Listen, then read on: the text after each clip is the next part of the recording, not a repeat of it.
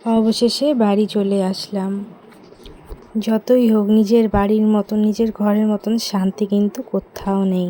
দুপুরবেলা আমার লাঞ্চের থালিতে কি ছিল চলো তোমাদের সঙ্গে একটু শেয়ার করে ফেলি।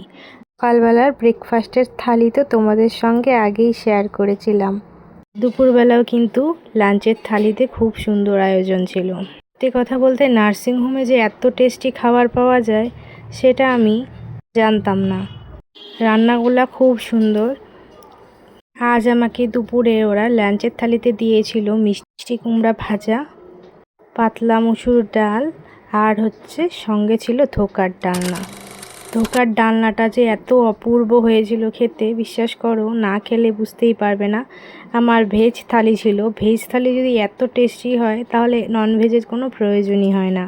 নার্সিংহোমের ব্যবস্থা খুব সুন্দর ছিল এবং সবাই খুব হেল্পফুল ছিল। কোনো সুবিধায় সবসময় হেল্প করছিল। যেহেতু আমার ছেলে একদম ছোট, আমার হাজব্যান্ড সবসময় আমার সাথে থাকতে পারেনি, তার জন্য আমার কিন্তু কোনো অসুবিধা হয়নি। কোনো সুবিধায় সবসময় মাসিরা তো ছিলই, কোনো অসুবিধায় নার্সরাও খুব হেল্প করেছিল। যেই ডাক্তারবাবু আমার অপারেশন করেছেন তার কথা আর কি বলবো, সে তো দেবতুল্য মানুষই বলতে পারি। আমরা যে বলি বা শুনি ডাক্তার ভগবান, সেটা ওনাকে দেখলেই বোঝা যায়। তোমাদেরও যদি এরকম কোনো সমস্যা থাকে আর কোচবিহারের মধ্যে যদি তোমরা থাকো, চোখ বন্ধ করে এই ডাক্তারের কাছে যেতে পারো। ডাক্তারের নাম সৌমেন চক্রবর্তী, শিলা নার্সিংহোমের ডাক্তার। এত ভালো ডাক্তার, ব্যবহারও অমায়িক, সুবিধায় সবসময় পাশে থাকে। আমি এখানে ভাত খেয়ে ঘুমিয়ে পড়েছিলাম। তারপরে আমার হাজব্যান্ড এসে আমাকে ডাকছিল, যেহেতু আমার ছুটি হয়ে গেছে, এবার বাড়িতে ফেরার পালা। এবার আমি আস্তে করে উঠে পড়েছিলাম, উঠে রেডি হব, তার জন্য বসেছি। মাসিগুলো খুব হেল্প করেছে। তারপর মাসি আমার চুল ভালো করে বেঁধে দিয়েছিল, বাড়িতে আসবো জন্য আমাকে রেডি করে দিয়েছিল।